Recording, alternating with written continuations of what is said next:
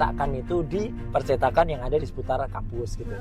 Nah disitulah saya mulai tergerak. Kalau dengan skripsi sekualitas seburuk itu, saya harus bilang seburuk itu, ya harusnya nggak lulus anak ini atau orang ini. Dan kejujuran itu penting. Jangan seperti anggota DPR itu yang bilang nggak penting lah kayak gitu.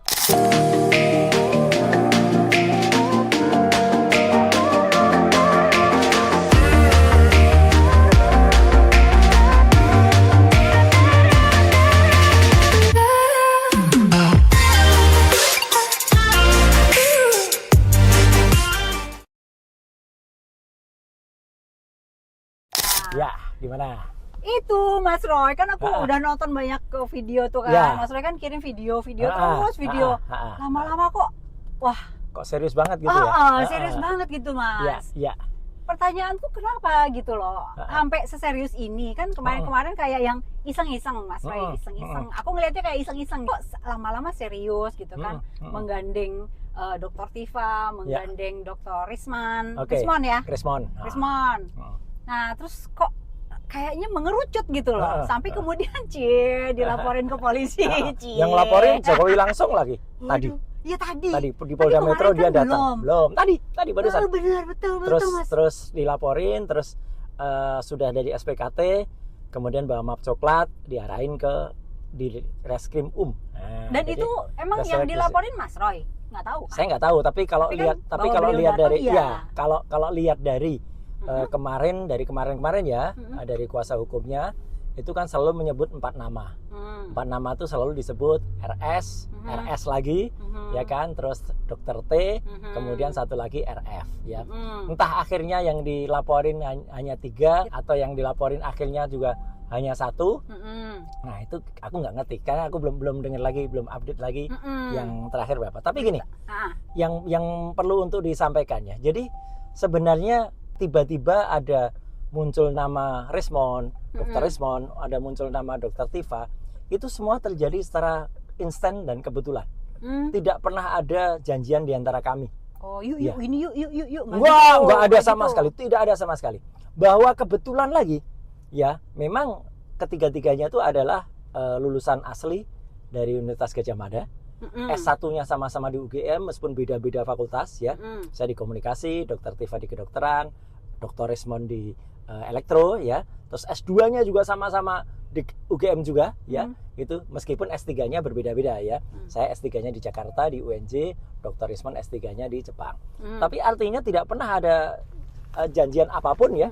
Hanya tiba-tiba ketika muncul fenomena ini gitu ya atau ijazah ini kemudian kami itu kayak punya keterpanggilan gitu. Karena terpanggil karena kami ini adalah lulusan UGM. Jadi alumnus UGM asli. Ya gitu. Ceritanya begini sebenarnya ceritanya. Iyalah. Kok pakai asli? Asli soalnya ada yang palsu. Jangan dulu bilang palsu. Gini nanti dulu. Kenapa aku bilang ya? Gitu, iya. Jadi awalnya adalah muncul dari tahun, sebenarnya udah lama loh ini. Sebenarnya muncul di tahun 2013. Oh, udah pertama kali. Jadi indikasi awalnya itu 2013. Mas, lanjutin dulu yang tadi bertiga itu. Oh iya. Maksudnya yang bertiga itu kenapa bisa akhirnya ketemu bertiga? Itu sebenarnya munculnya pertama kali 2013. 2013 tuh ada statement di salah satu media mainstream ya, Tempo ya. Waktu itu memuat bahwa ada pertemuan antara Pak Jokowi waktu itu masih gubernur DKI dengan Prof Mahfud ya.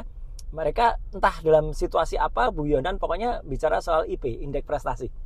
Pak Mahfud mengatakan IP-nya 3,8 ya, 3,8 atau 3,6. Tinggi kan? Pak Jokowi itu bilang IP dia di bawah 2. Nah, mulai dari situ sebenarnya. Ketika dia bilang IP-nya di bawah 2, mulailah banyak sekali yang komentar. Mas, rekamannya masih ada nggak sih? Bukan yang rekaman. Di bawah 2 itu. Itu ada situs beritanya. Itu situs beritanya ada kalimatnya jelas, judulnya malah IP di bawah 2. Clear itu, nanti saya kirim anunya. Jadi clear banget itu. Nah, itulah mulai di Twitter ya, sama di berbagai sosial media itu pada bahas itu. Itu kok bisa ya? Itu tangdung banyak banget sampai akhirnya Dr. Tifa sebenarnya yang cukup concern mengulas masalah itu. Mulai dari perkawinan lah, mulai dari apa gitu dia. Itu 2013 tuh. Ya, 2013. Pokoknya awal-awal gitu ya, awal-awal gitu. Saya sih awalnya sih cuma senyum-senyum aja. nama Dr. Rismon belum muncul waktu itu, ya gitu. Nah, kemudian memang muncul ketika rame ada tiba-tiba ada seseorang namanya Bambang Trimulyono, Bambang Tri, itu kemudian membuat buku Jokowi Undercover. Dia yang gencar banget kan? Yang gencar banget. Yang pertama itu Jokowi Undercover, yang pertama itu mengulas kehidupan pribadinya Jokowi. Nah, itu belum terlalu heboh sampai muncul buku Jokowi Undercover yang kedua. Ketika Jokowi Undercover yang kedua itu dia mulai nulis soal ijazah palsu. Nah, disitulah kemudian rame karena kasusnya dia menggugat itu tadinya ke pengadilan, tapi justru dia ketika menyampaikan itu di sebuah rekaman di YouTube-nya dengan Gus Nur, ya, justru Bambang Tri itu kemudian disangkakan dengan pasal menyebarkan hoax gitu. Dan waktu itu pasal penyebaran berita bohong atau hoax itu masih sangat ampuh gitu loh. Dan masuklah Bambang Tri dan Gus Nur, ya gitu. Dan sampai di sidang ya didakwa dengan tuntutan atau akhirnya vonisnya 6 tahun waktu itu. Nah, dalam perjalanannya lucunya ketika itu di pengadilan negeri tingkat 1, kemudian PN pengadilan tinggi, kemudian sampai ke Mahkamah Agung ya, sampai ke kasasi, itu kemudian MA justru menganulir hukuman itu. Jadi maksudnya menganulir pasal yang disangkakan itu gitu, dan hanya dikenakan menebarkan kebencian atau menebarkan kegaduhan. Tidak lagi pasal yang menebarkan kabar bohong tadi. Nah, udah. Jadi dari situ kemudian kasus itu bergerak sampai kepada tahun 2022. Ya, tahun 2022 itu ada karena mungkin mulai ada banyak orang yang sudah mulai komen ya, tapi memang rata-rata yang komen tuh ya mohon maaf ya, mungkin bukan orang yang punya follower banyak atau komen-komen warung kopi doang gitu ya. Kopi. Adalah yang agak krusial misalnya kalau di X itu misalnya opposite berapa gitu. Cuman kan ya udah muncul kayak gitulah gitu. Nah, akhirnya ada satu masa di mana ketika Dekan Fakultas Kehutanan UGM ya Pak Dr. Sigit Sunarta itu menjawab itu semua gitu. Jadi dia tiba-tiba bikin konpres dilakukan di Fakultas Kehutanan, dia nunjukin fotokopi ijazah. Yang disebut fotokopi ijazahnya Jokowi. 2022. 2022. Dengan dia nunjukin juga buku skripsi Jokowi. Nah, terus terang pada saat itulah saya mulai melihat kok ada yang janggal sih ya pada buku ini. Itu masih sendirian tuh Mas Roy? Masih sendirian. Dr. Tifa juga udah mulai sih. Cuman ya sebatas karena itu berupa video, nggak terlalu heboh gitu loh. Karena kita menganalisis dari jauh kan. Terus sampai ke ada sidangnya Bambang Tri juga yang menggugat sampai detik ini pun meskipun sudah berulang kali ada panggilan sampai dengan vonisnya Bambang Tri, tidak pernah yang namanya ijazah fisik Jokowi itu diperlihatkan. Jadi itu agak aneh. Kok bisa orang didakwa dengan menyebarkan kabar bohong awalnya ya. Tapi yang bohong, yang disebutin kabar bohong itu mana gitu. Nggak pernah nongol. Nah, jadi akhirnya kan ketika MA kemudian menganulir dan kasasinya kan menjadi hanya dia hanya menebarkan kebencian gitu kan. Nah, yang kemudian seiring dengan waktu ya, saya nggak pernah dapat ide dari mana ya. Ada tiba-tiba orang yang namanya Dr. Rismon Hasyiulan Sianipar ya. Meskipun sebetulnya saya pernah bertemu secara belum kenal tuh Mas Roy. Kenalnya malah dalam kasus yang lain. Beliau itu dulu sebagai ahli yang dihadirkan dalam kasus sidangnya Jessica Wongso, kopi sianida. Dia dulu justru ahli yang dipakai oleh Otto Hasibuan. Dia dulu ahlinya Otto, bahkan Otto tuh percaya banget pada dia. Berulang kali memuji-muji Dr. Rismon gitu. Wow, nggak pernah bohong ahli ya gini-gini. Nah, saya pernah saya tuh pernah rame sama Rismon. Rame tuh berargumen. Iya, berargumen. Berseberangan. Gara-gara di sidang saya komentar soal Rismon gitu loh. Tapi ya itulah, yang namanya itu kan kita sama-sama no personal ya. Jadi artinya karena kita mempertahankan basis keilmuan, jadi yang namanya rame ya rame sebatas itu aja di sidang. Bertarung ilmu lah. Bertarung ilmu. Meskipun itu ada dalam filmnya Jessica itu ada. Dalam itu ada adegan itu ada karena ada rekamannya.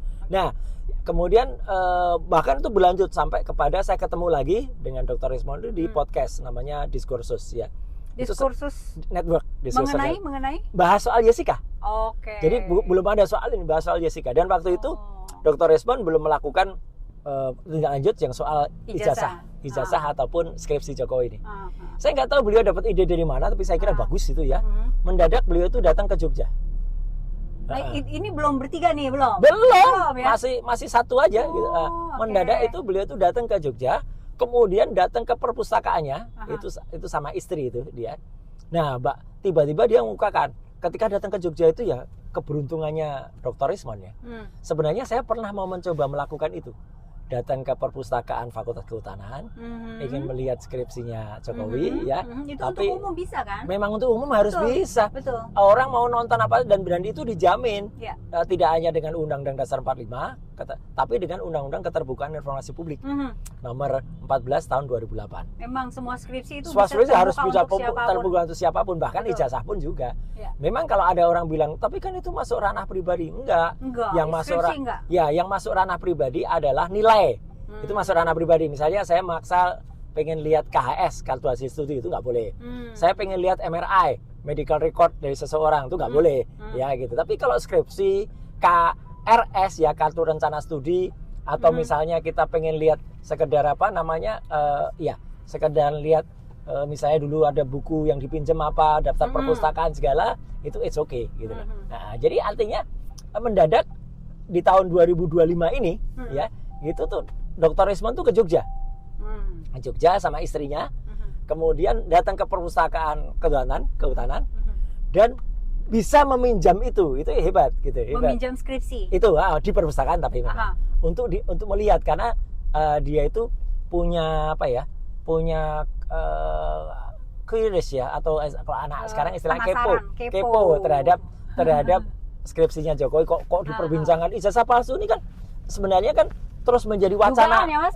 Masih dugaan. Gitu loh. Terus saja itu diperbincangkan di sosial media ya. Siapa saja juga ngomong. Ada yang bilang ini fotonya gini. Semuanya memang hanya berdasarkan fotokopi yang ada, yang pernah ditampilkan oleh dekan Fakultas Kehutanan, yaitu Sigit Sukanta itu ketika dia menunjukkan kepada konferensi pers ya, itu di tahun 2022 itu. Nah, jadi mendadak memang ini menjadi sangat meledak. Ketika Dr. Rismond itu kemudian menyampaikan kalau saya sudah lihat skripsinya dan dia menemukan keanehan pada skripsi itu, yaitu menggunakan font Times New Roman. Jadi pada saat ke perpustakaan bersama istrinya, beliau itu sempat memegang skripsinya itu atas nama Joko Widodo. Ya, yang jadi dia cari, kemudian didapatkan, terus dia motret, terus dianalisis sama dia. Itu hurufnya aneh. Yang dia bilang motretnya pakai raw gitu ya. Oh, bukan, itu saya. Itu saya. Okay. Itu nanti berikutnya. Okay. Jadi Dr. Rismond itu pakai kamera handphone dan waktunya sangat pendek, hanya 5 menit dikasih waktunya. Oh iya. Iya, jadi cepat. Biasanya bebas kan. Makanya itu, ini kan agak aneh gitu. Dia mulai lebih curiga karena kok dibatas-batasin banget gitu. Untuk lihat skrip. Tapi ya itu pun nggak aneh. Saya pun nggak boleh lihat, itu kan aneh. Aku tuh pernah ke perpustakaan kehutanan. Siapa? Saya dulu. Tapi nggak boleh. Jadi karena mungkin sudah dikenal saya itu berseberangan gitu ya. Terus alasannya macam-macam. Dulu ada yang bilang, skripsinya nggak disimpan di sini karena orang penting gitu ya. Disimpan di rektorat. Tak kejar ke rektorat. Saya ada yang lucu, ada apa bukan ditawain ya, tapi disenyumin. Mas Roy ini kayak orang nggak ngerti, mana ada skripsi disimpan di rektorat gitu. Kayak kan aneh juga kan. Loh, saya dikasih jawaban gitu. Tapi yang jelas susah orang mengakses tuh. Jadi saya puji Dr. Rismond tuh. Itu 2000 berapa ya Mas Roy? Aku malah sudah tahun 2020 berapa ya? 2023 kalau nggak salah. Nah, pokoknya setelah Pak Sigit itu menunjukkan kasih lihat itu kan bikin memancing kita untuk mencari tahu kan gitu. Nah, setelah itu datanglah si Dr. Rismond itu ke perpustakaan itu. Nah, itu kemudian memang yang menjadi meledak. Terus terang kan karena statementnya Dr. Rismond, ya. Dr. Rismond mengatakan 11.000 atau 1.000%. Iya. Itu belum yang triliun, tapi 11% ini palsu. Gitu dia bilang gitu. Bali Academy gitu kan. Dia menganalisis itu. Nah, dengan pertama kali yang dia analisis adalah font Times New Roman, karena Times New Roman itu memang belum pernah ada dilakukan ketika tahun 85 ya. Benar bahwa huruf Times Roman itu sudah ada sejak tahun 30-an, tahun 31 atau 32. Tapi ketika digunakan di operating system Windows ya itu memang baru ada di tahun 92. Ya dengan Windows 3.1. Ya gitu. Sebelum-sebelumnya kita kan menggunakan operating system DOS ya, PC DOS atau MS DOS. Itu pengolah katanya atau word processor-nya dulu adalah WordStar, kemudian WordPerfect, kemudian C-Writer. Ya ampun, atau udah lama banget itu. Iya, itu zaman aku skripsi kan pakai itu. Iya. Saya skripsi tahun 91 saja. Masih pakai WS, masih pakai WordStar. Ini 85. Itu 85 sebelumnya kan, gitu. Jadi kan artinya kan sangat langka sekali gitu. Dan waktu itu kemudian dijawab sama statement respon yang 11.000% itu, dijawab sama dekan lagi gitu, sama UGM lagi yang mengatakan kalau tahun itu memang mahasiswa biasa mencetakkan itu di percetakan yang ada di seputar kampus gitu. Nah disitulah saya mulai tergerak karena saya pernah mau melakukan hal yang dilakukan Dr. Resmond tapi tidak seberuntung Dr. Resmond. Saya mulailah dengan analisa-analisa tambahan gitu loh, bahwa apa yang disampaikan oleh Fakultas Kehutanan atau Rektorat UGM itu menurut saya ada yang ditutup-tutupi ini gitu. Mulai ada rasa-rasa. Iya karena kebetulan kan saya S1-nya komunikasi ya. Di komunikasi itu kan kita belajar tentang percetakan. Ada mata kuliah khusus tuh namanya grafika dan publisitas. Ya, disitulah kita belajar betul teknik percetakan, mulai dari zaman John von Gutenberg ya teknologinya, kemudian cetak tinggi, kemudian offset sampai dengan yang sekarang ya. Kita belajar pun. Jadi kita ngerti kalau yang disampaikan itu nggak benar. Bahkan dulu yang namanya percetakan di seputar UGM itu penyebutan dari dekan Fakultas Kehutanan UGM pun salah gitu. Dia nyebutkan ada fotokopi namanya Prima, fotokopi namanya Sanur gitu. Nama warungnya gitu, nama outlet percetakannya. Nah, lucunya Mbak, ini namanya data sejarah kan nggak bisa ditutup-tutup. Jokowi kan skripsinya kan tahun 85. Yeah. Fotokopi Prima tuh baru buka tahun 86. Jadi itu yang tahu fotokopi Prima baru buka 86? Ada sejarahnya di dalam Prima. Di dalam websitenya Prima ada. Jadi bentar lagi dihapus tuh. Iya, memang. Jadi dan lucu lagi kalau ini serba lucu. Kebetulan saya dulu itu waktu mahasiswa, ya aku kan angkatan 86. Saya tuh meskipun anak komunikasi, saya hobinya komputer. Dan saya kerja di fotokopi juga. Tapi bukan fotokopinya, ada toko namanya Cika Komputer, dia punya Cika Fotokopi. Itulah yang sudah awal-awal ada, itu bahkan jauh sebelum Prima. Jadi saya ngerti lah sejarahnya perfotokopian di Jogja. Bahkan aku koreksi, dulu namanya bukan itu, kalau percetakan yang paling tua yang sering dipakai mahasiswa itu namanya Perdana. Baru akhirnya dikoreksi, yang benar Perdana. Gitu. Jadi penjelasan kayak gitu aja nggak proper gitu loh. Salah-salah gitu. Nah, terus singkat ya. Singkat cerita yang bertiga ini, Trimasketir tuh gini, jadi mempersatukan kita gitu loh. Case ini, jadi kemudian aku komen terhadap hasil penelitiannya Dr. Resmond ini. Di IG apa di mana? Saya komen ketika ditanya wartawan. Tanya wartawan terus aku jawab. Saya setuju kan dengan itu. Jadi benar yang saya katakan. Jadi benar apa yang dilakukan oleh Dr. Resmond. Ya, karena saya dulu juga pernah melakukan itu. Karena tweet saya ada soal itu sebenarnya dulu, gitu loh, yang tahun-tahun lama. Tapi waktu itu saya memang tidak menyimpulkan huruf dan lain sebagainya, cuman saya menganalisis ada sesuatu yang janggal pada saat skripsi yang ditujukan Pak Sigit Sunarta itu, gitu. Tapi waktu itu saya aja bilang hurufnya kok tidak mungkin huruf itu dipakai untuk skripsi orang zaman itu, gitu. Dan itulah makanya ini ditangkap oleh tim yang namanya TPUA, tim pembela ulama dan aktivis. Mereka bikin gugatan baru yang dimasukkan ke Bareskrim. Ya gitu. Sebenarnya gugatan itu sudah mulai pada Desember 2024 yang lalu. Dengan adanya statement Dr. Resmond, dengan adanya statement saya dan statement Dr. Tifa yang banyak itu, akhirnya TPUA meminta kami bertiga. Disitulah persatuannya. Meminta kami meskipun dihubunginya satu persatu, enggak langsung. Untuk kemudian TPUA mengasih jadwal kami mau datang ke UGM pada tanggal 15 April. Mereka hanya beritahu aja. Dan akhirnya kita ya inisiatif. pulang ke Jogja sendiri, datang ke Jogja sendiri-sendiri. Sendiri-sendiri. Saya Nggak tidak janjian. sama sekali enggak. Saya juga tidak kenal, maksudnya saya juga tidak pegang nomor handphonenya. mereka. Kalau Dokter Tifa saya pernah punya nomor handphonenya, tapi itu pun nggak janjian. Karena kami datang dan itulah yang lucu. Ketika kami datang ke Jogja pada tanggal 15 April kemarin ya kebetulan karena kita datangnya mandiri ya, datang sendiri-sendiri tanpa dibayar, ya kita nyampe di UGM.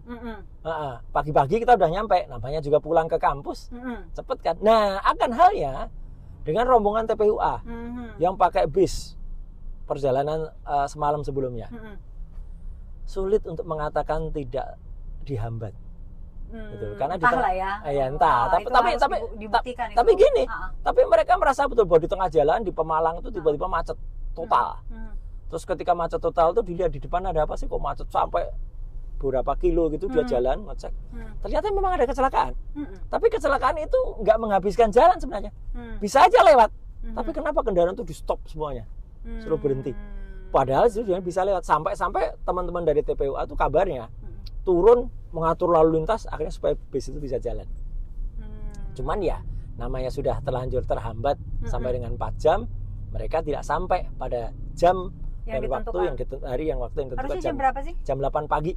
Oke. Jadi aneh itu juga aneh loh. Artinya gini, TPUA saya tahu mengirim surat untuk minta ketemu ya gitu, pengen melihat itu. Suratnya tadinya di atas jam 12 supaya gampang lah. Terus dijawab alasannya ada kepentingan atau apa jam 8 pagi dan hanya dikasih waktu 1 jam untuk ketemu. Terus waktu itu kabarnya TPUA tanya kenapa kok jam 8 pagi gitu ya, supaya nanti masih bisa karena lagi ada mid test. Loh kalau ada mid test atau ada UTS ujian tengah semester kan kalau siang malah udah bebas gitu loh. Aneh itu memang gitu, tapi ya nggak tahu lah, yang penting setelah disurati lagi oleh TPUA mereka nggak mau berubah, tetap pokoknya hanya tetap jam 8 pagi dan hanya dikasih waktu 1 jam. Mereka nggak berhasil, tapi Mas Roy bertiga nyampe. Nah gini nyampe gitu dan awalnya itu hanya dikasih untuk 5 orang. Waktu itu ada surat juga dari TPUA ke UGM minta supaya jangan cuma 5 lah gitu ya kan, kasih 10. Tapi akhirnya tetap hanya 5, kekeh 5 dan jam 8 pagi gitu. Ya akhirnya dengan menyesal ketika pagi itu ditunggu-tunggu rombongan gak datang dan kita dengar ada kabar rombongan itu terhambat di jalan, ya udah kita yang masuk. Padahal kita itu sebenarnya bukan anggota TPUA sebenarnya. Iya. Kita tuh sebenarnya hanya diminta untuk menjadi saksi atau menjadi ahli yang meneliti itu. Tapi karena namanya ada, boleh masuk gitu. Nah sebenarnya ketika masuk 3 itu saya bilang pada UGM, ini kan sebenarnya kuotanya 5. Itu di luar ada Prof. Amin Rais, orang senior, profesor juga dari UGM ya kan. Ada juga Pak Syukri Fadoli, ya itu tokoh agama, dan itu TPUA juga, tapi TPUA Jogja gitu loh. Boleh masuk ya? Nggak boleh. Alasannya namanya nggak ada gitu. Padahal kan siapa yang nggak kenal Prof. Amin ya. Iya. Kemudian itu. Jadi nah di situ lah Mbak. Kami bertiga itu ketemu pertama kalinya bertiga itu ya di ruangan itu. Pertama kenal sih, aku udah ketemu Dr. Resmond ya. Terus aku udah tahu ngobrol tentang ini. Ngobrol tentang itu ya hanya di situ. Kita kemudian bahas itu dan itulah perdebatannya sangat. Nah, yang menarik adalah ketika pertemuan itu kan ada, saya nggak salah ada 3 atau 4 kamera. Terus ada sekitar 6 orang gitu. Saya pikir ini adalah wartawan. Kemudian bahkan Dr. Resmond sempat berpikir, wah bagus nih live streaming ini. Karena kameranya kamera yang kayak biasa dipakai buat live streaming, handphone canggih gitu. Ternyata terus terang kami baru tahu kalau itu bukan live streaming, kalau itu bukan wartawan bebas, tapi hanya wartawan internal.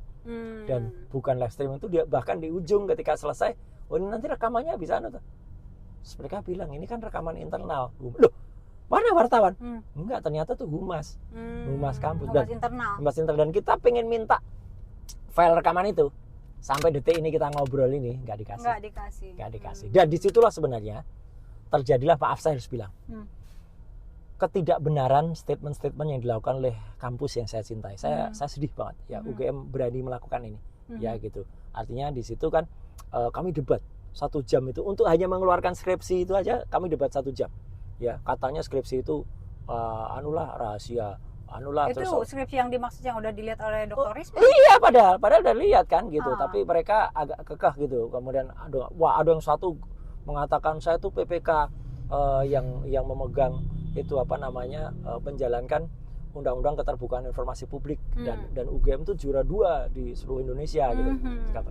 Saya bilang Mbak Ide ke mereka gitu, Mas gitu, saya bilang gitu karena kebetulan itu sekretaris UGM. Anda mungkin PPK oke. Tapi ketahuilah bahwa Undang-Undang Keterbukaan Informasi Publik itu ketika tahun 2008 dulu dibuat ya. Saya kebetulan jadi narsum undang-undang itu. Saya membahas juga naskah akademiknya. Saya tahu persis mana yang dikecualikan di pasal 27 itu saya tahu pasal 17 itu saya tahu persis gitu loh. Jadi mana yang boleh, mana yang enggak. Dan setelah itu selama 2 periode jadi 10 tahun saya di Komisi 1. Saya ngawal pelaksanaan undang-undang itu. Jadi tolong jangan ngasih kuliah soal undang-undang informasi publik, salah Anda. Saya bilang gitu kan. Nah, akhirnya setelah gitu oke, dikeluarkan. Tapi hanya skripsi doang. Tidak ada yang disebut, kan UGM kan bilang kami sudah tunjukkan semua 34 bukti bahwa Jokowi itu adalah yang pernah masuk. Ada catatannya, ada ini, kalau itu si Prof. Ening Udasbora kan mengatakan nggak ada sama sekali ya. Saya bilang sekali lagi bohong itu. Ya, tidak ada satupun yang ditunjukkan selain cuma skripsi. Tapi kan di luar mereka bilang gitu. Mas Roy pada saat di dalam ruangan itu sempat bikin dokumentasi pribadi? Enggak, karena saya pikir itu adalah kamera-kamera bebas, kamera umum gitu loh. Jadi saya baru tahu itu bahwa itu ternyata adalah kamera internal. Ya baru setelah di ujung itu Dr. Risma yang tanya, ini wartawan apa sih saya? Loh, baru kaget dia. Ternyata itu bukan wartawan gitu loh, gitu. Ternyata itu ada internal loh, kan kaget kita gitu. Akhirnya oke lah, nanti kita minta rekamannya ya gitu. Gitu. Ternyata ya itu sampai dengan sekarang rekamannya nggak dikasih. Itu aja. Jadi dari situ kita udah melihat ada yang aneh gitu loh dengan ketidakterbukaan. Saya bilang ketidakterbukaan ya. UGM tentang ini. Apalagi kita tuh kayak diburu-buru gitu loh dari dalam ruangan itu. Yang sempat motret di situ, Mas Roy. Sempat motret di situ. Sempat motret pakai rok. Berulang kali mereka tuh saling lihat jam. Saya tanya, "Kenapa sih?" "Ini kan kita mau nguji." Saya sebenarnya berpikir, biasanya kalau mites itu admin aja yang lah jaga, makanya mana aja juga wakil rektor ikut nguji gitu loh. Biasanya yang jaga admin atau asisten. Iya, wakil rektor masih repot-repot nguji gitu. Dan lagi kan, maaf ini ya, bohongnya lagi, terus terang saya harus bilang bohongnya lagi. Habis itu kan sebenarnya saya ajak mereka untuk yuk bikin statement bersama gitu. Ternyata enggak, kamu mau ada acara gini. Setelah itu ternyata mereka bikin preskon sendirian, ngundang wartawan. Iya, acara lah ya. Itu loh. Ini tadi Marco Polo. Jadi itu yang kemudian mereka bilang, dan disitulah saya harus bilang ya, ketidakbenarannya banyak banget. Mereka bilang katanya sudah menunjukkan ini semua. Pak Roy sudah melihat foto, memeriksa, itu nggak ada melihat foto-foto dokumentasi itu ya, memeriksa foto-foto. Ada, itu justru yang dikeluarkan seolah-olah saya meriksa. Saya klarifikasi ya, itu saya nggak meriksa, saya cuma lihat aja sepintas.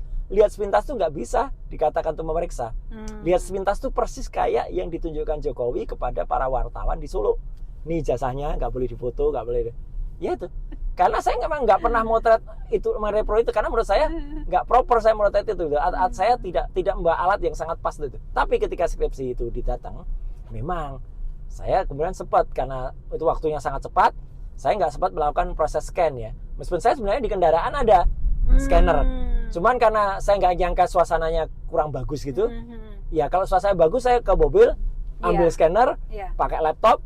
Saya lakukan itu dengan scanner resolusi tinggi, tapi ketika suasananya udah, itu hampir loh Mbak, terus terang. Ketika kami ngobrol tuh hampir aja deadlock.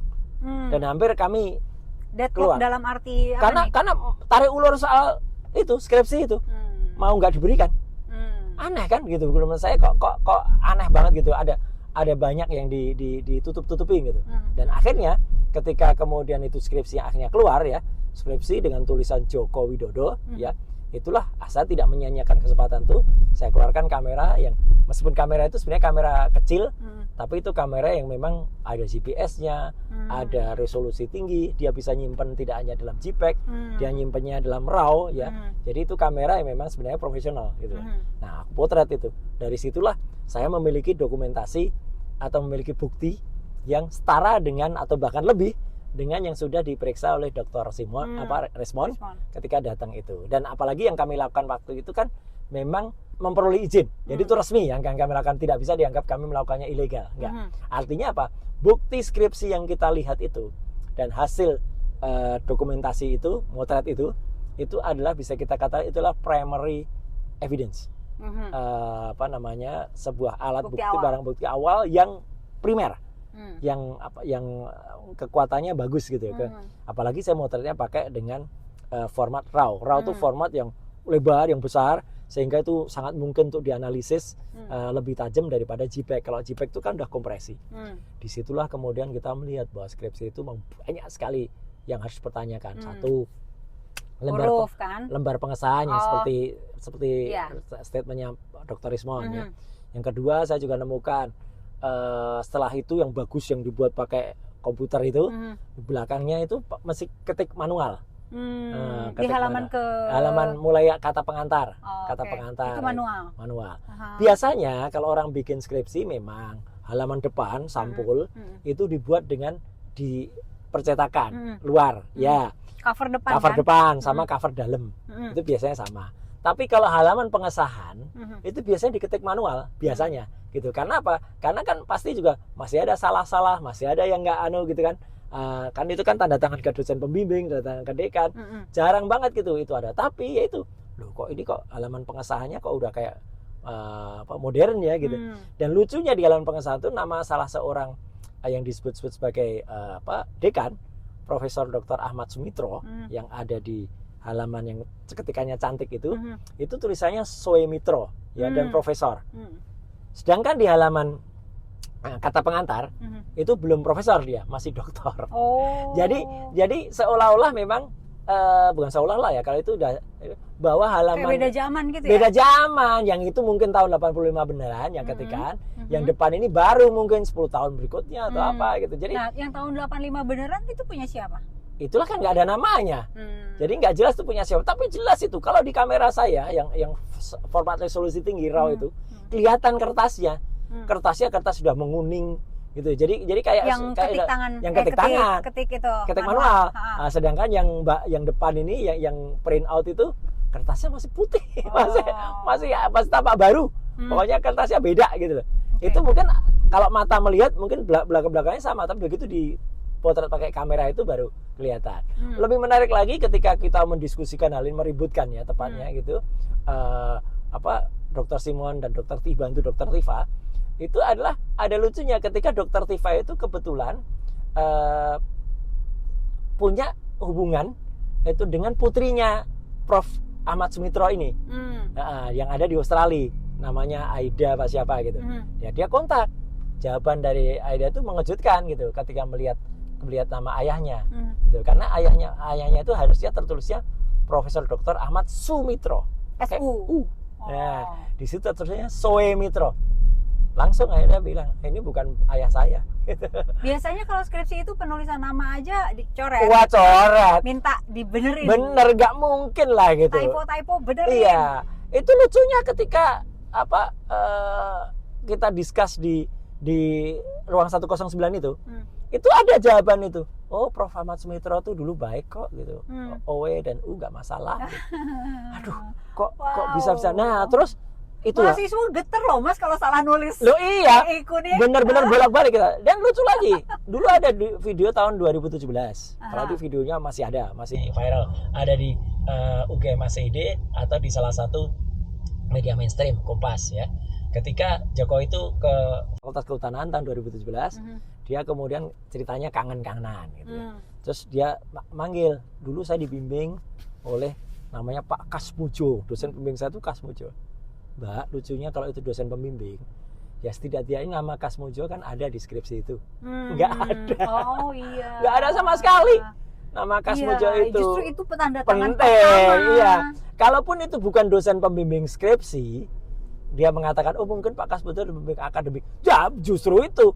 Kalau nama dosen pembimbing akademik itu berarti tanda tangan pertama. Terus ya, kan dalam videonya Jokowi dengan Pak Kasmujo itu kan Jokowi mengatakan berapa kali ya saya dulu bolak-balik pulang, bolak-balik Nah, itu kan berarti kan bayangan dia mau menceritakan dia bikin skripsi. Skripsi kan. Kalau dosen pembimbing nggak akan bolak-balik ya kan. Terus Jokowi juga bilang ini dulu Kas Mojo tuh galak banget gitu ya. Gitu wah ketawa. Jadi ini tuh mungkin kalaupun dia tuh di drive atau diisi di feeding gitu ya istilahnya kalau penyiar kan di feeding gitu. Mungkin feedingnya kurang lengkap gitu. Jadi ceritanya nggak sempurna gitu loh. Bikin ceritanya nggak sempurna. Entah lah ya kalau yang di bagian situ ya Mas. Ya. Maksudnya kan kita nggak bisa buktiin gitu kan. Oke, tapi gini, yang pasti aja yang saya lihat ya. Jadi kemudian yang paling aneh adalah di lembar yang ada di skripsi itu, yang disebut pilih Joko Widodo itu, kita tanya, loh ini lembar pengujiannya mana? Kan harus ada lembar skripsi itu diuji kapan, tanggal berapa, bingung gitu waktu itu. UGM kelihatan gitu. Kalau itu ada video bisa kelihatan bahwa itu sebenarnya banyak sekali kegagapan dari baik itu rektorat maupun itu dekanat maupun ada satu yang namanya Mas Roy padahal pakai kamera tersembunyi kan punya Mas Roy. Aku senyum aja. Saya senyum aja di situ ya. Kan nggak semuanya harus saya bilang. Jadi saya hanya bilang kalau dokumentasi resmi dari UGM itu tidak sampai dengan sekarang tidak bisa saya terima. Nah, jadi berlanjut lagi dikit. Nah, setelah itu kan mereka jawab bilang, oh ada kok, mungkin itu hilang atau udah nggak mungkin kalau hilang skripsi yang ditumpuk ini kok hilang gitu ya. Itu. Tapi ada kok di angkatan itu gitu ya. Mereka mengatakan begitu. Coba lihat pilih teman. Jadi ada salah satu yang kemudian ngasih yang namanya Saminuddin Baroritou gitu ya. Seangkatan. Nah, katanya saat itu jadi kami masuk ruangan itu tuh sebenarnya udah rekayasa gitu. Kami hanya masuk bertiga dihadapin dengan sekitar 16 orang. Wow, siapa aja tuh 16? 16 orang tuh 2 wakil rektor ya, Dr. Aris Yusito sama Prof. Wening Udasmoro, 1 dekan Dr. Sigit Sunarta, sekretaris rektorat ya, Andi, terus ada juga ketua senat dari situ profesor di kehutanan. Terus belakangnya itu ada sekitar 11 orang yang mengaku itu temannya seangkatan. Nah, dari 11 teman yang seangkatan itulah mereka memberikan ini salah satu skripsi yang ada lembar pengujiannya. Nah, kita lihat kan gitu. Karena setelah itu kan sempat rame karena sempat langsung mau dipotret sama Dr. Ismon. Kalau saya sih nggak terlalu lihat itu. Mau bukti 1000 pun kalau itu bukan milik Joko Widodo ya buat apa gitu. Orang mau ngaku 1000 pun tapi Dr. Ismon tetap motret itu. Dan ternyata itu menarik membongkar ada perbedaan. Gitu. Jadi setelah dilihat sama itu juga nggak ada tanda tangannya. Dan justru yang buat kaget, tapi sayangnya sekali lagi sayang ya. Dr. Ismon tuh melihatnya baru setelah kita diskusi habis itu. Tidak di ruangan itu. Ternyata di situ adalah ini dibuat, jadi judulnya lembaran ini dibuat untuk salah satu syarat dalam membuat tesis, bukan skripsi. Mbak, kalau itu punya siapa yang itu? Itu yang itu Saminuddin Baroritou gitu, yang katanya sama angkatan, yang katanya sama-sama angkatan 80. Kalau bayangin aja, itu ketikan manual. Bukan ketikan manual. Itu dibuat dengan huruf yang cantik tadi, bukan ketikan manual. Huruf yang cantik tadi ya, dengan komputer tadi. Kalau itu ketikan manual, mereka bilang ini kan zaman dulu pakai mesin ketik zaman kuno. Kalau pakai mesin ketik typewriter sekalipun, kalau kita nulis skripsi, kan nggak mungkin kita nulis tesis. Atau itu memang mungkin tesisnya Pak siapa orang itu? Enggak. Yang namanya tesis, yang namanya program S2 di Fakultas Kehutanan itu baru ada tahun 1993 magisternya. Itu 85 belum ada. Jadi tulis di situ 85 gitu loh. Jadi maksudnya ini rekayasa apa lagi? Jadi kalau typo itu nggak mungkin.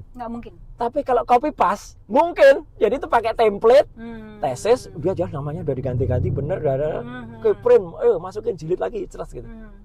Luput. Itu pasti copy paste. Sekarang baru mulai muncul dibuat narasi-narasi. Oh, zaman dulu tuh memang biasa kadang-kadang fakultas-fakultas tertentu tulisnya tesis. Ya enggak dong. Iyalah, UGM gitu loh. Ini universitas Gajah Mada gitu loh. Yang universitas terbaik, tertua gitu loh, gitu. Kenapa gitu? Jadi makin banyak dan yang baru lagi, yang lebih baru lagi yang menarik, kan sempat ada yang bantah juga itu apa namanya penemuan kami itu ya, yang soal tesis kala itu. Sempat ada yang bantah juga, enggak kok, tesis itu juga ada dulu, dan ada videonya gitu. Tapi bukan kami yang bikin videonya. Jadi ada orang di sana yang bikinin. Itu makin membongkar lucu lagi. Jadi ada seorang dosen yang namanya sama, tanda tangannya 180 derajat beda. Jadi nama sama, tanda tangan beda. Beda. Ini apa lagi? Bukan palsu loh ya. Kalau kalau yang tanda tangannya Profesor Ahmad Sumitro itu yang di tempatnya Jokowi itu, yang ditulis Jokowi dan di print, itu tanda tangannya dengan Profesor Ahmad Sumitro yang asli, yang milik kita dapat dari Mbak Aida, putrinya. Itu dekat. Sama. Beda. Oh, beda. Tapi yang satu berusaha kelihatan coba mau meniru gitu. Jadi puncaknya, tekanannya, tarikannya itu beda banget gitu. Nah, jadi dari situ itu udah kita langsung berpikir gini. Oke lah, kita belum bisa lihat skripsinya. Belum bisa lihat ijazahnya. Ya, karena ijazahnya dipegang kekeh ya gitu. Wong UGM akhirnya menyatakan kami tidak punya bukti apa. Kan lucu. Wong tahun 2020 udah aja Dr. Sigit Sunarta aja bisa nunjukin ini fotokopinya kok. Pada saat itu nggak ditunjukin. Ya, kami hanya pegang skripsinya aja. Kalau dengan skripsi sekualitas seburuk itu, saya bilang seburuk itu, ya harusnya nggak lulus anak ini atau orang ini, siapapun dia yang ada namanya itu tuh harusnya nggak lulus. Masa bisa skripsi tanpa tanda tangan dosen? Nggak bisa, Mas. Nggak bisa, Mas. Iya. Apalagi kesalahannya banyak banget. Iya. Kalaupun dikatakan itu kecuali kayak ada, tapi itu ada juga yang jawab. Ada kok. Saya punya itu, yang saya punya nggak ada tanda tangannya karena ini dokumentasi saya. Oke. Kalau dokumentasi yang di rumah, oke. Ini yang disimpan perpustakaan. Ini yang buat kopi ketika ujian. Kan nggak mungkin nggak ada tanda tangannya. Nah, berdasarkan itu, Mbak, dengan segala hormat, semakin mengerucut ya. Iya, saya, Dr. Rismon dan Dr. Tiwa mengatakan skripsi ini adalah skripsi yang palsu. Gitu. Jadi ada kepalsuan. Walaupun untuk menyatakan ini palsu pun itu harus ada apa ya, Mas ya? Itu kemarin aku kan nonton tuh, Mas. Ya. Ya memang dari sisi hukum. Dari sisi hukum itu kan harus ya ada pembuktian di pengadilan gitu kan. Enggak, gini. Jadi terus terang dengan hal ini ya, kami itu maafkan kalau kami sampai akhirnya harus membuat satu hipotesis ya. Gitu. Atau ini ada operasi senyap yang sudah dilakukan. Gitu. Karena tidak hanya itu buktinya. Ini mungkin seudon, orang bilang, wah itu seudon yang menuduh gini-gini. Enggak. Dengan skripsi yang sangat abal-abal itu. Dengan skripsi abal-abal juga ya. 2 zaman ya. Itu skripsi itu 2 zaman. Ada skripsi zaman tahun 85 asli yang ketikan tangan, dan ada beberapa bagian itu yang tidak aslinya skripsi itu, yang disisipkan, yang ada nama-namanya Joko Widodo itu. Gitu. Jadi mungkin itu skripsi aslinya ada tahun 85 milik siapa, tidak tahu. Cuman bagian itunya diganti, dan itu mengorbankan. Dugaan diganti ya, Mas? Dugaan diganti. Dan ya karena jelas betul halaman pengesahan itu tidak mungkin tahun 85 bisa ada halaman seperti itu cantiknya. Ya, karena itu jelas-jelas di print dengan menggunakan mesin cetak keluaran di atas tahun 90-an. Itu atau bahkan di atas tahun 2000-an. Dan itu apa? Kenapa saya bilang ada operasi siap? Dan itu terpaksa mengorbankan banyak skripsi yang lain dan membuat teman-temannya tuh diminta untuk bersaksi seperti itu. Saya bilang begitu. Dan dengan mempertaruhkan nama besar UGM. Iya, dan ini tidak mungkin dibuat kalau tidak ada mastermind-nya. Jadi ada seorang mastermind yang bisa mengatur itu semua. Gitu loh. Yang sangat berkuasa, kalau nggak berkuasa nggak mungkin lah, Mas. Sangat berkuasa, pernah di UGM. Kemudian sangat berkuasa, ya. Dan sampai sekarang masih di UGM juga. Nah ini, Mas. Itu. Kenapa sampai gitu? Karena sampai gini loh. Bukan hanya soal ini yang diubah. Yang namanya Profesor Ahmad Sumitro tadi, Profesor Dr. Ahmad Sumitro, itu kan awalnya dalam obituarinya, dalam catatan kehidupannya, itu sebagai dekan Fakultas Hukum, Fakultas Kehutanan, saya jadi salah lagi, kayak wening salah kedokteran. Dan dalam itu adalah dekan dengan 3 periode berturut-turut, gitu. Termasuk periode ketika skripsi Jokowi itu dibuat 85. Tapi karena di situ tulisannya adalah DK-nya bukan Profesor Ahmad Sumitro tapi Sunardi siapa, akhirnya setelah 13 tahun Prof Ahmad Sumitro wafat, dalam laman UGM diganti. Sampai mengganti itu. Ada yang punya record laman UGM lama nggak? Ada. Jadi itu ada, bahkan di situ koreksi gitu. Ada koreksinya. Jadi ini kok anu banget. Mas, ya. Yang bikin aku penasaran kan udah tuh tadi kronologi pertemuan Terima Setir sudah ya. Terus bagaimana pertemuannya udah. Nah, pertanyaannya ini mau sampai mana gitu. Pertanyaannya sampai kalian kemudian dipolisikan istilahnya. Ya, sekarang udah. Mas Roy aja ada Polres mana? Ada beberapa kan? Iya, udah. Banten, Jawa Barat. Terus karena Selatan. Lucu aja, Metro Jakarta Pusat, Selatan. Meskipun mereka tadinya lapor ke Bareskrim ditolak. Ke Bareskrim itu kan lucu. Lokus deliktinya. Ya, dan pasal yang diadukan kan awalnya saya dengar 160 ya KUHP. Itu kita disebut menghasut, ya kan? Terus sekarang saya nggak tahu pasalnya apa nih. Kalau Jokowi lapor sendiri itu mungkin pencemaran nama baik, ya kayak itu 131 atau berapa? Ya nggak apa-apa, beda aja. Tapi kan lokus deliktinya juga mestinya harus tepat gitu. Maksudku gini, ini kan Mas Roy sama bertiga gitu berusaha untuk membongkar sesuatu yang selama ini kok rada aneh gitu ya. Walaupun ini makanya harus dibuktikan. Bener enggaknya kan sampai saat ini cuma Allah yang tahu gitu Mas ya. Iya. Kan? Istilahnya begitu. Tapi ini harus dibuktikan sampai kemudian kalian dipolisikan. Mas Roy Suryo dipolisikan. Mas Roy tahu kan siapa yang sedang dilawan? Ya tahu. Loh, itu emang siapa? Emang apa? Takut gitu kita? Iya. Saya lebih takut kepada Allah Subhanahu wa taala. Saya lebih takut kepada kalau saya nggak berkata jujur. Ini yang diuji adalah kejujuran, kemudian moral, kemudian etika, dan nama besar Universitas Gadjah Mada. Dan kami bertiga bukan berarti kami jumawa, tidak ada rasa takut ya. Tapi kami lebih mengedepankan itu, kejujuran itu. Jadi kalau memang jujur ya katakan jujur. Gitu. Merasa harus sampai ada pembuktian gitu Mas. Iyalah. Walaupun nanti apalagi kami sudah dilaporkan. Nah itu setelah dilaporkan. Ya, meskipun kan, saya yakin ya. Mas, ini kan polisi, kejaksaan, bahkan kehakiman udah di tangan. Sudah ada di pihak mana kan? Nggak apa-apa. Kalau nanti kemudian akhirnya hasilnya Roy Suryo sudah bersalah, sudah melakukan apa gitu kan? Kesalahan gitu. Nggak apa-apa. Dianggap bersalah. Gitu. Nggak apa-apa. Ya, yang namanya teknologi yang kami pakai itu adalah teknologi yang harusnya tidak bisa bohong. Salah mungkin. Tapi kami nggak boleh bohong. Makanya kan hasil riset yang kita lakukan itu akhirnya kan dengan adanya itu. Oh ya, saya lupa tadi. Ada yang penting banget sebenarnya. Jadi setelah ini mulai ribut ya, kenapa akhirnya kita munculkan banyak teknologi untuk menganalisis ini?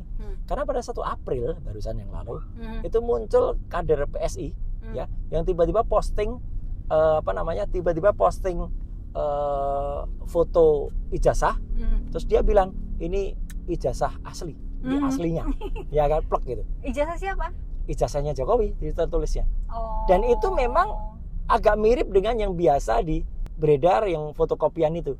Yang kacamata. Yang kacamata. Nah, karena dia bilang asli, ya tidak salah kita. Wong itu kader PSI.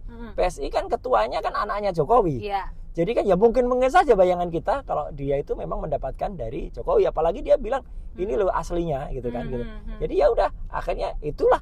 Karena itu color, berwarna, menarik untuk kita teliti. Dari penelitian itulah muncul banyak sekali dugaannya. Fotonya bukan fotonya Jokowi, capnya tidak menempel pada atau di bawahnya pas fotonya, gitu. Kemudian logonya juga kita periksa dengan ELA, Error Level Analysis, itu ternyata adalah editan gitu loh. Nah jadi kayak gitu, ya udah melengkapi deskripsi kami soal kalau yang skripsi, kita berani pastikan bahwa itu, makanya Dr. Resman berani bilang 11.000 triliun persen palsu gitu. Palsu memang.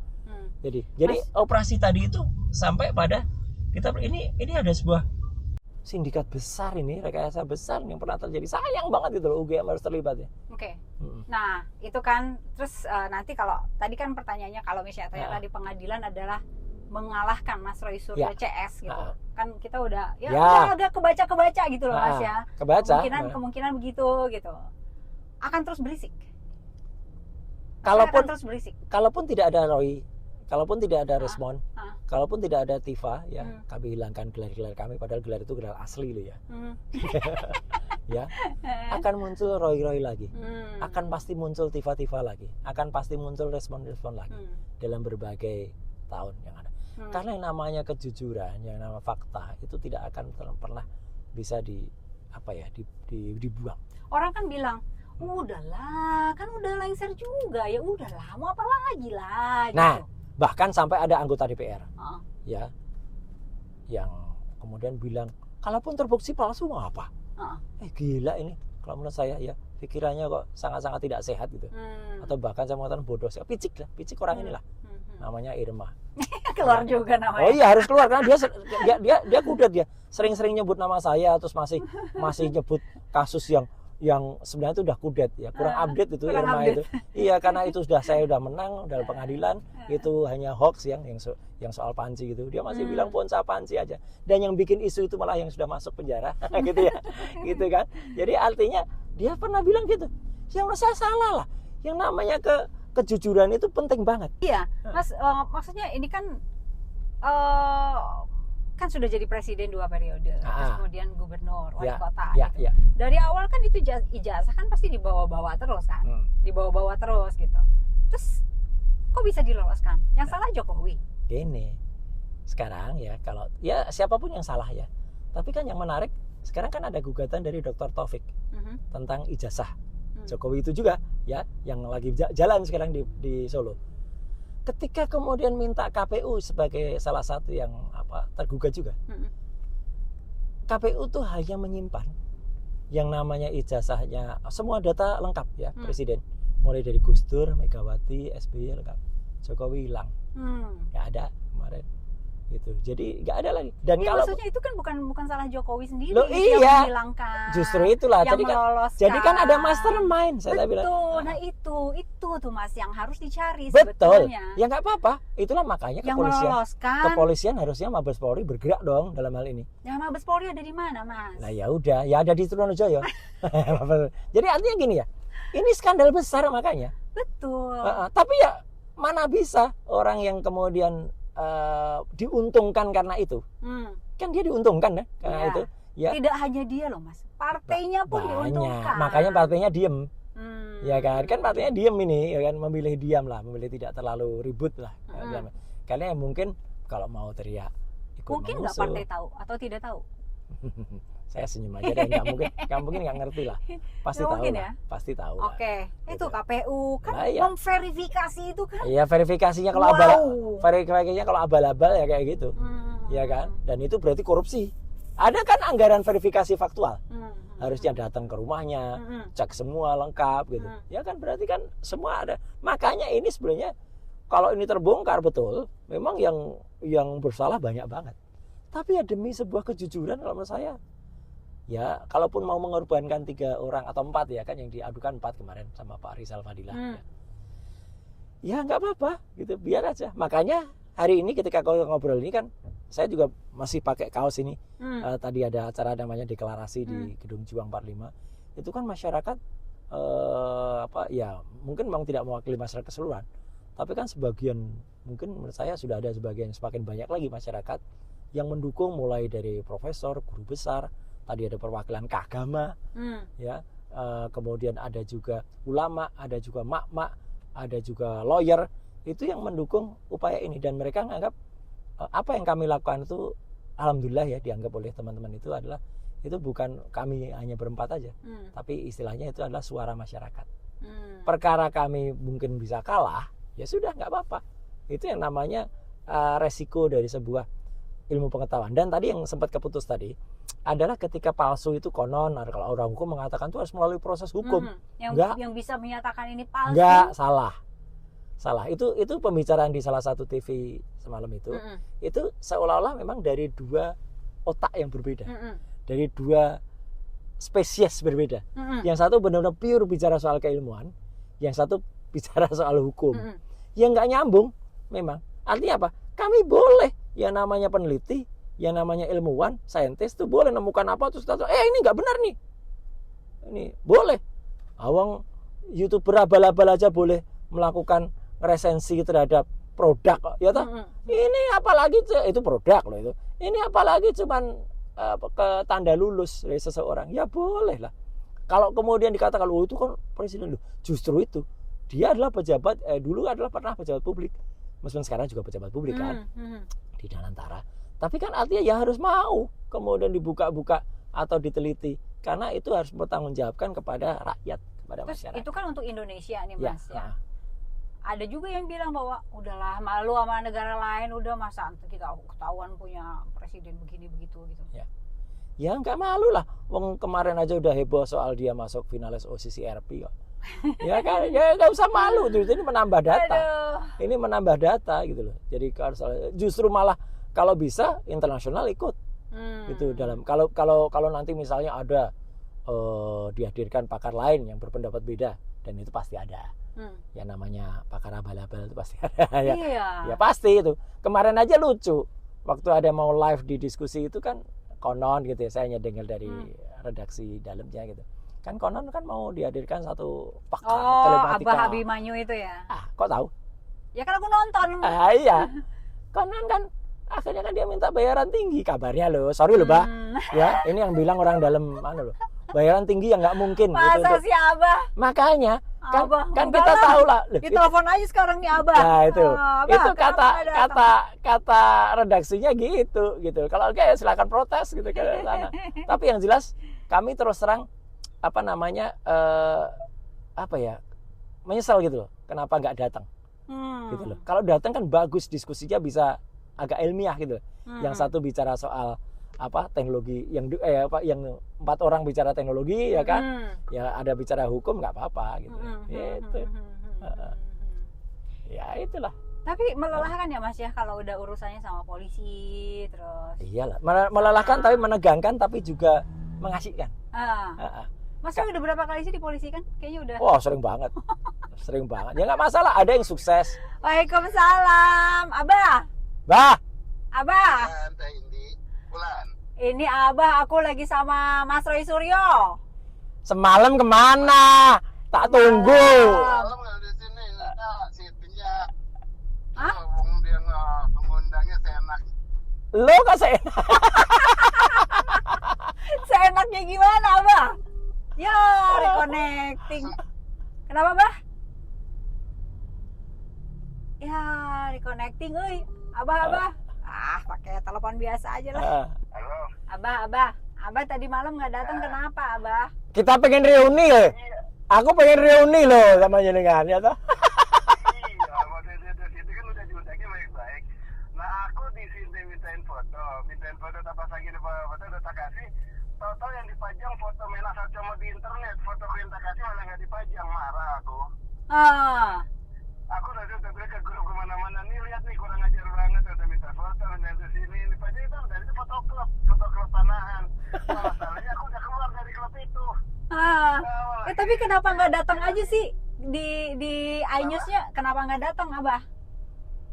Wah, ya udah dulu tadi bilang ya kayak gitu kan. Nah, kemudian ini kan udah untuk ke hal yang sama paymentnya nggak cocok. Kacak kalau benar. Ya udah jujur. Kalau dia mau murah, dia mau nggak mau. Enggak. Di sini ini jujur, Mbak. Aku menghargai kejujuran jenengan. Salut saya. Soal payment nggak cocok tadi karena iNews mengatakan itu juga.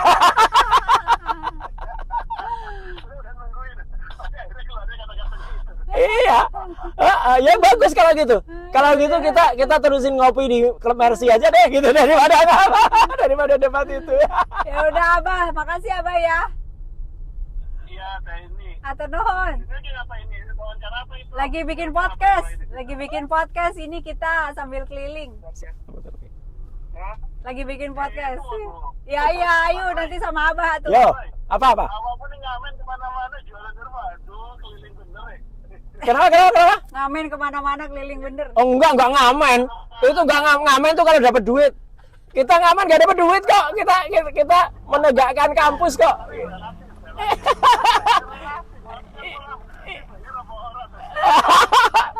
Makanya itu Katanya seru ya.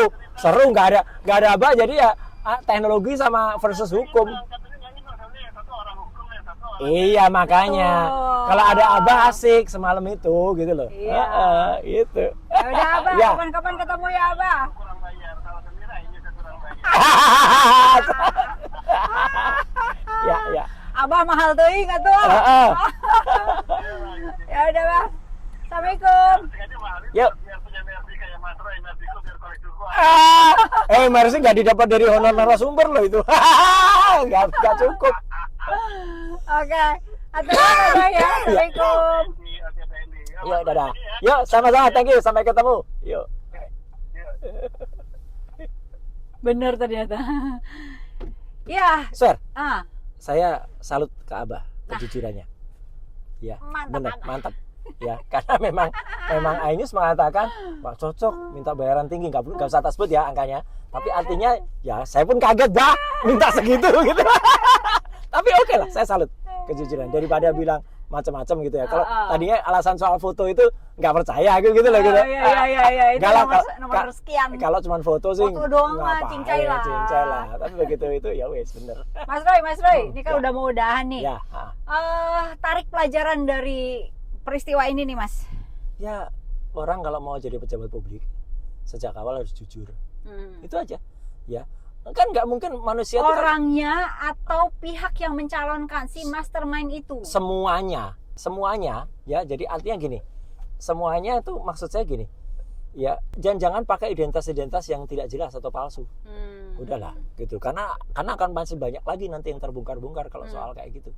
Gitu. Karena yang namanya jati diri itu penting. Dan ini penting. Memang nggak ada orang yang sempurna. Gitu. Yang sempurna itu hanya milik Allah. Jadi nggak bisa mencari figur yang sempurna banget gitu. Wah, sosok apa ibaratnya sederhana gitu enggak. Sederhana, Pasti ada lah kelihatan. gitu. Saya pun pribadi kalau dikorek-korek masa lalu ya pasti ada lah yang pasti atau ya banyak gitu. Oke, tapi itu real saya. Dan nggak pernah saya tolak itu. Ketika ada yang bilang, "Oh, Roy Suryo dulu pernah gini, pernah apa gitu." Ya nggak apa-apa, itu saya akui.